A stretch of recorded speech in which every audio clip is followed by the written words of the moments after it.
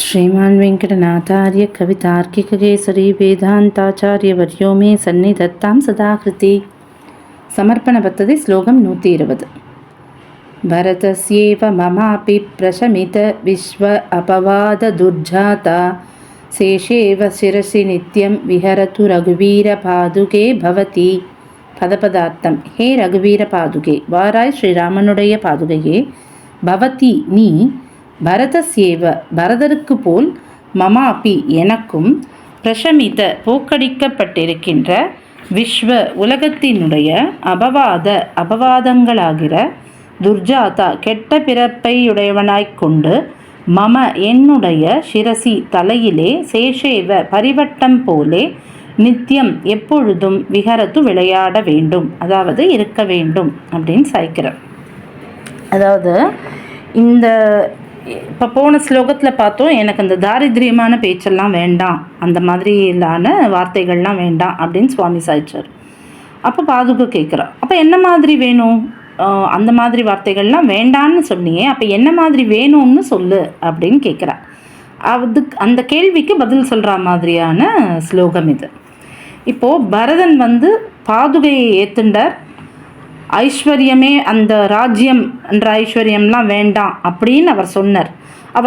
வெறும் வாய் வார்த்தையாக சொல்லலை, அதை நிரூபித்து காமிக்கிறதுக்காக பாதுகையை சிரசில் வகிச்சுண்டார். அப்போ என்ன தெரிஞ்சுதுன்னா, அவரோட வைராகியம் வெளிப்பட்டது. இவர் நிஜமாவே தான் சொல்கிறார், இவரோட இன்டென்ஷனே இந்த ராஜ்யம் வேண்டாம் தான் போல இருக்குன்னு தான் அப்போ தான் எல்லாருக்கும் தெரிஞ்சுது. அது ஒரு ப்ளஸ்ஸு. ரெண்டாவது என்ன, பாதுகை கிடச்சதுன்றது ஒரு ப்ளஸ்ஸுன்னா, ரெண்டாவது அவரோட வைராகியம் தெரிஞ்சதுன்னா, மூணாவது அவர் பேரில் இருந்து அபவாதம் போச்சு. பாதுகையை சிரசில் வகிச்சுன்றதுனால அவருக்கு அத்தனை நாள் சேர்ந்திருந்த பாபங்கள் அத்தனையும், அபவாதங்கள் அத்தனையும், அவர் தீயினில் தூசாகும் மாதிரி அவருக்கு அத்தனை அபவாதங்களும் போச்சு. அவருக்கு பாதுகை கிடச்சது ஒரு விஷயம், அவரோட வைராக்கியம் அதில் வெளிப்பட்டது ஒரு விஷயம், அவருக்கு இருந்த அத்தனை அபவாதமும் போச்சு. ஏன்னா முதல்ல இவர் பரதன் ராமனை தேடிண்டு வரும்போது பரத்வாஜர் ஆசிரமத்துக்கு வரார். அப்போ பரத்வாஜர் ஏன்னா ஏற்கனவே ஒரு தடவை கௌசல்யை கேட்டுட்டா, நீதான் நாட்டை ஆளணும்னு வசிஷ்டர் வேற துன்புறுத்திட்டார் பரதனை, குஹன் வேற கேட்டுட்டார். இந்த மாதிரி இருக்கும்போது பரத்வாஜ ஆசிரமத்துக்கு வந்த உடனே பரத்வாஜர் கேட்குறார், கிமாக கமனே காரியம் தவராஜ்யம் பிரசாசதா ஏததா சக்ஷ்வமே சர்வம் நகிமே சுத்தியதே மனஹா. நீ வந்திருக்கிறது என் மனசில் நல்லதே கொடுக்கலையே, உன் விஷயத்தில் என் மனசு நம்பிக்கையே படமாட்டேங்கிறதேன்னு சொல்கிறார்.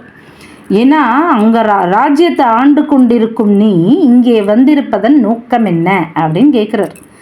ஆக உன்னோட இன்டென்ஷன் நல்லா இருக்கா மாதிரியே எனக்கு தெரியலையேன்னு சொன்னார் பரத்வாஜர். இது வால்மீகி ராமாயணத்தில் இருக்கிற ஸ்லோகம். அது நகிமே சுத்தியதே மனஹா, என் மனசுக்கு நல்லதா படலை, உன்னை பார்த்தா நீ நல்லவனா எனக்கு படலைன்றார் அவர்.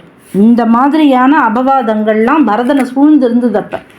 அப்போ பாதுகையை வாங்கிட்டு திருப்பி பரத்வாஜ ஆசிரமத்துக்கு வந்துட்டு அவர் சேவிச்சுட்டு கிளம்புறார். பரத்வாஜரை திருப்பி சேவிச்சுட்டு கிளம்புறார். அப்போ பரத்வாஜர் சொல்கிறார், அன்றுநச்ச மகாபாகு பிதா தசரதஸ்தவ யஸ்ய த்வமீதிருஷ புத்ரோ தர்மஜ்ஞோ தர்மவத்சலஹா அப்படின்னர். இந்த உன்னை பிள்ளையா பெத்த காரணத்தினால தசரதனுக்கு எல்லா கடன்களும் விடுபட்டுருத்து. உன்ன மாதிரி ஒரு தர்மப்பற்றுள்ள தர்மானுஷ்டமுள்ள மகனை பெற்றதற்கு தசரதன் புண்ணியம் பண்ணியிருக்கணும்னு. யார்? ராமனை பெற்றதுக்காக தசரதனுக்கு புண்ணியம் இல்லை, பரதனை பெற்றதுக்காக, பிள்ளையா பெற்றதுக்காக தசரதனுக்கு அத்தனை கடன்லேருந்து அவர் விடுபட்டுட்டார் அப்படிங்கிறார். எப்போ பாதுகையை தலையில் ஏழை பண்ணிட்டு வரும்போது, அதாவது இது ஒரு எரா சொல்லுவோம்ல, அந்த மாதிரி பிஃபோர் பாதுகா ஆஃப்டர் பாதுகா. பரதனோட நல்லா பார்த்தோன்னா நமக்கு தெரியும். பிஃபோர் பாதுகா பார்த்தோன்னா, உன்னை பார்த்தா நல்லவனா எனக்கு படலையே, நீ வந்த காரியம் எனக்கு மனசுக்கு நல்லதாக படலையே, நீ அவ்வளோ நல்லவன் இல்லையே அப்படின்னு அத்தனை பேரும் பழிச்சா, பாதுகையை தலையில் ஏற்றுண்ட உடனே, உன்னால தான் உங்கள் அப்பாவுக்கு அவ்வளோ பெருமை, உன்னால தான் உங்கள் அப்பாவோட கடன் தீர்ந்தது, நீ தான் அவ்வளோ நல்லவன், நீ தான் ஸ்ரீமான் அப்படின்ற பட்டம்லாம் பரதனுக்கு கிடைக்கிறது எப்போ? பாதுகையை ஏற்றுன்றதுக்கு அப்புறமா. இப்போ சுவாமி என்ன சாய்க்கிறார், பரதனுக்கு பண்ணியே அதே மாதிரி ஐஸ்வர்யத்தில் எனக்கும் வைராக்கியம் வேணும். முதல்ல நீ எனக்கு வேணும். பரதனுக்கு எப்படி பாதுகை கிடச்சதோ அதே மாதிரி எனக்கும் உன்னோட அனுகிரகம் வேணும். பரதன் மாதிரியே ஐஸ்வர்யத்தில் வைராக்கியம் எனக்கும் வேணும். இந்த ராஜ்யம், இந்த பணம், காசு இதிலலாம் வேண்டாம். இதை போன ஸ்லோகத்திலேயும் சொல்லிட்டார். எனக்கு அந்த மாதிரி பேச்செல்லாம் வேண்டவே வேண்டாம். எனக்கு அந்த வைராக்கியம் வேணும். அவனை மாதிரியே எனக்கு அந்த வைராக்கியம் வேணும்.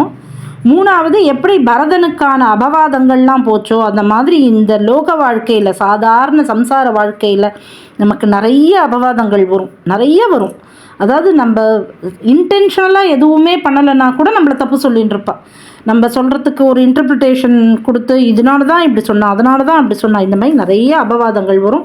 இது பெருமாளுக்கே நிறைய வரும். கிருஷ்ணருக்கு அந்த செமந்தகமணி எடுத்துகிட்டு போயிட்டாருன்னு அபவாதம் கிருஷ்ணருக்கே வந்தது. ஆக இந்த மாதிரி அபவாதங்கள் இந்த லோகத்தில் ரொம்ப சாதாரணம்.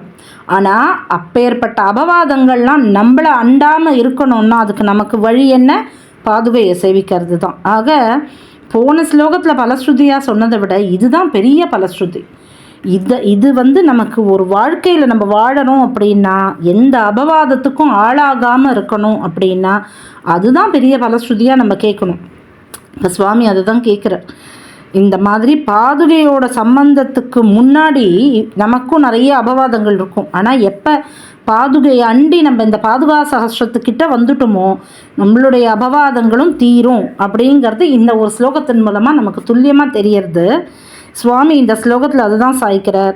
எனக்கு அந்த மாதிரி பரதனுக்கு கிடைச்சா மாதிரியான உன்னுடைய சம்சர்க்கம் வேணும், அந்த மாதிரி வைராக்கியம் வேணும், இந்த மாதிரி அபவாதங்கள் தீர்க்கப்படும். அப்போ நான் என்ன பண்ணணும்? பாதுகையை சிரசாக வகித்து தலைமையில் நான் சேர்த்துக்கும்போது எனக்கு இந்த அபவாதங்கள் தீர்க்கப்படணும். எந்த மாதிரி? பரிவட்டம் போல் எப்பொழுதும் என் தலையிலே விளையாட வேண்டும் அப்படிங்கிறார். பாதுகையானவள் எப்பவும் நம்ம தலைமையில் இருந்து நமக்கான அபவாதங்கள் அத்தனையும் போக்கி நம்மளுக்கு நல்ல சம்சர்க்கத்தை ஏற்படுத்தி வாழ்க்கையில் ஒரு பெரிய வைராக்கியத்தை கொடுத்து இதெல்லாம் நமக்கு பண்ணணும்னு சொல்லி சமர்ப்பண பத்ததி. இந்த வார்த்தையே பார்த்திங்கன்னா ரொம்ப அழகு. சமர்ப்பணம் அப்படிங்கிறது கொடுக்கறது அப்படிங்கிறது, ஹேண்டிங் ஓவர், அதுதான் சமர்ப்பணம்ங்கிறது. ஆனால் கொடுக்கறதுன்றது சாதாரண வார்த்தை. தமிழ்லேயே நம்ம இப்போ 2 வார்த்தையும் உபயோகிக்கிறோம். நம்ம பக்கத்து வீட்டுக்காரருக்கு கொடுக்குறோம் அப்படின்னா அது கொடுக்குறோன்னு சொல்கிறோம். பழம் வாங்கி கொடுத்தேன் அப்படின்னு சொல்லுவோம். ஆனால் இதே ஆச்சாரியனுக்கு வாங்கின்னு போகும்போது ஆச்சாரியனுக்கு பழம் வாங்கி கொடுத்தேன்னு சொல்ல மாட்டோம். ஆச்சாரியனுக்கு பழங்கள் சமர்ப்பித்தேன் அப்படின்னு சொல்லுவோம். ஆக சமர்ப்பணம்ன்றது கூட ஒரு பணிவு, ஒரு பக்தி, ஒரு ஒரு ஒரு ஒரு என்ன சொல்கிறது, சப்மிசிவ்னஸ் எல்லாமே வருது. இங்கே பாருங்கோ, இந்த பத்ததிக்கு சமர்ப்பண பத்ததின்னு சுவாமி பேர் வச்சுருக்கார். இது யாருக்கு கொடுக்குறா? ராமன் பரதனுக்கு கொடுக்குறார். அப்போ அதை கொடுக்கறதுன்னே சொல்லலாமே, ததா அப்படின்னா கொடுக்கறது அப்படின்னு. ஆனால் அதை சமர்ப்பண பத்ததின்னு சொல்கிறார். ஏன்னா கொடுக்கப்படுற வஸ்துவானது பாதுகை. அதனால் அதுக்கு எவ்வளோ பெரிய ஒரு ஏத்தம் கொடுத்துருக்கார் பாருங்க. அந்த வார்த்தைக்கே சமர்ப்பண பத்ததின்னு கொடுத்துருக்கார். ராமன் பரதன் கிட்ட கொடுத்தார் இல்லை, ராமன் பரதன் கிட்ட சமர்ப்பிச்சார். சமர்ப்பண பத்ததி. ஏன்னா கொடுக்குறவர் வசதியாக இருக்கலாம், வாங்கிக்கிறவர் வசதியாக இருக்கலாம். ஆனால் கொடுக்கப்படுற வஸ்துவை பொறுத்து இங்கே அதை சமர்ப்பணம்னு சொல்கிறார். ஆக இந்த ஸ்லோகத்தில் இன்னொரு வார்த்தை பார்த்தோன்னா ரகுவீர பாதுகே பவதி அப்படின்னு இருக்கும். ரகுவீர பாதுகே, ஒரு வீரனுக்கு தான் தைரியம் இருக்கும். இப்போ சுவாமி பெருமாள் பரதனுக்கு பாதுகையை கொடுத்துட்டார். இதுக்கப்புறம் அவர் தனியாக நிற்கணும். ஆக ஒரு வீரனுக்கு தான் கஷ்டப்பட்டாலும், இப்போ ஒரு சாதாரணமாக ஒரு போர்க்களத்தில் இருக்கிற வீரன் வச்சுக்கோங்களேன், தான் கஷ்டப்பட்டாலும் பரவாயில்ல, தன்னோட உயிரே போகிறதா இருந்தாலும் பரவாயில்ல, தன் நாடு வாழணும் அப்படின்னு நினைப்பான். அதுதான் வீரம். தனக்கு என்ன ஆனாலும் பரவாயில்ல, தன்னை சேர்ந்தவா நன்னா இருக்கணும்னு நினைக்கிறதுக்கு தான் மனஸ்துணிவு ரொம்ப ஜாஸ்தி வேணும். அதுதான் வீரம். இப்போ நம்ம ராமன் அதை பண்ணியிருக்கார். தனக்கு அவ்வளவு பிரியமான அந்த பாதுகையை எல்லாரையும் விட்டுட்டு கிளம்புறதுக்கு துணிஞ்சார். ஆனால் பாதுகையை விட்டுட்டு கிளம்புறதுக்கு துணியலை அவர். ஆனால் அந்த பாதுகையை கூட விட துணிஞ்சிருக்கார், கொடுக்க துணிஞ்சிருக்கார், சமர்ப்பிக்க துணிஞ்சிருக்கார். அப்படின்னும் போது நாட்டுக்காக, பரதனுக்காக அப்படின்னும் போது அதுக்கு தனி வீரம் வேணும். அதனால தான் நீங்கள் பார்த்தீங்கன்னா இந்த ஸ்லோகத்தில் ரகுவீர பாதுகை அப்படின்னு போட்டிருக்கார். அந்த வீரனுடைய பாதுகை, ரகுவீரனுடைய பாதுகை. ஸோ இந்த சமர்ப்பண பத்ததி, இந்த பேரே ஒரு அழகு. சமர்ப்பணம் அப்படிங்கிறது இதோட இந்த பத்ததி இங்கே முடிவடைகிறதடியே. நாளையிலேருந்து பிரதிபஸ்தான பத்ததி ஆரம்பிக்கிறது. இந்த சமர்ப்பண பத்ததியை வாசிக்கிறதன் மூலமாக நமக்கு என்ன பலன் கிடைக்குங்கிறத இந்த கடைசி 2 ஸ்லோகத்தின் மூலமாக சுவாமி நமக்கு பலஸ்ருதியாக கொடுத்துருக்கார். ஆக அதே மாதிரி நமக்கும் அந்த வைராக்கியம் வேணும், பாதுக சம்பந்தம் வேணும், அபவாதங்கள்லாம் தீர்க்கப்படணும்னு வேண்டிண்டு கவிதார்க்கிக சிம்மாய கல்யாண குணசாலினே ஸ்ரீமதே வெங்கடேசாய வேதாந்த குரவே நமஹா.